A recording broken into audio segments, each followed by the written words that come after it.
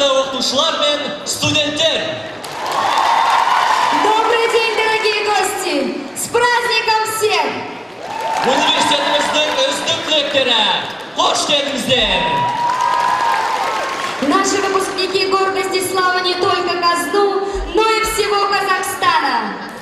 Вам посвящаем мы сегодня лучшие песни и танцы разных лет, в которых, как в зеркале, отразилась летопись нашего любимого университета. Әл-Фараби атындағы Қазақ ұлттық университетінің студенттер ұжымының гала концертін ашық деп жариялауға рұқсат етіңіздер.